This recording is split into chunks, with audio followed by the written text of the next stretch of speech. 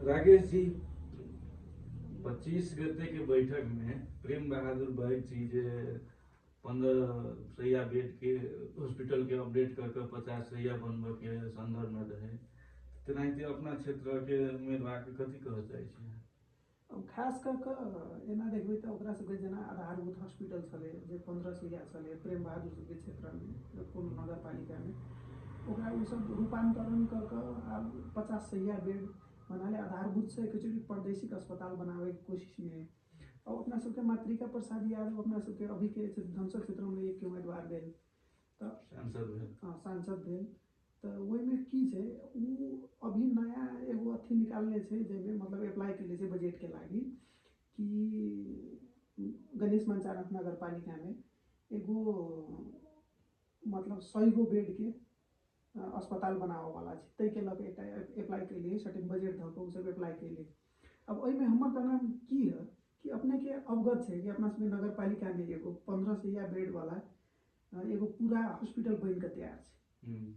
तो उ हॉस्पिटल बनला लगभग आके ड्यूरेशन कते समय भ गेलै 3-4 साल तो लगभग 3-4 साल या 5 साल जति बुझू न लगभग उ दरमियान क्रॉस हो रहलै। अब बिल्डिंग के अवस्था देखबै त बिल्डिंग के अवस्था अहाँ कहि सकै छी बिल्डिंग के अवस्था एकदम खराब भ गेल छै। अब बिल्डिंगो लगभग देखबै त चरका लागल छै कतौ है, ओइ लेकिन भैंसी सब चरबै छै लोग सब आबि के ओइ लेकिन ग्राउंड भीतर में टॉयलेट के लागि प्रयोग करे छै। अहाँ देखबे के लिए अपना सब गेल छलिए ओकरा निरीक्षण कर अपना सब देखलही रही।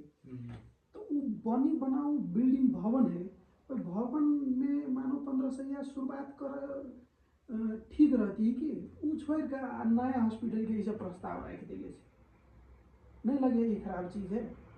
अपना सबके तो टैक के हॉस्पिटल के भवन बनल है 15 सैया बना दिया चाहे ओकरा शुरुआत कर दिया चाहे। तै के बाद में अब 1 साल बाद ही संचालन में चल लेके या 2 साल बाद एकरा सबके लेके 15 सैया से ऊपर लगाए के तो जेना आधारभूत नगर अस्पताल है तो ओकरा प्रादेशिक अस्पताल बना सके नहीं लगे है कि बात से। तो हम ये कह चाहे कि पहले बनी बनाऊ जे भवन है ओइ भवन में 15 सैया के ओकरा सुचारू करू, ओकरा शुरुआत क के अगाडि बढ़ाऊ, तेके बाद में थप सकै छी।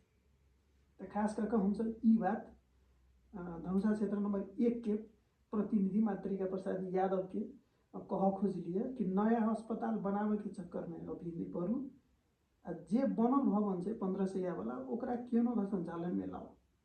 पहिलका प्राथमिकता ई दियो, तै के बाद में अहाँ के बुझाइ तेना 100 बेड के बनावे के ओइ पर ध्यान देबे। धन्यवाद। फोन करू।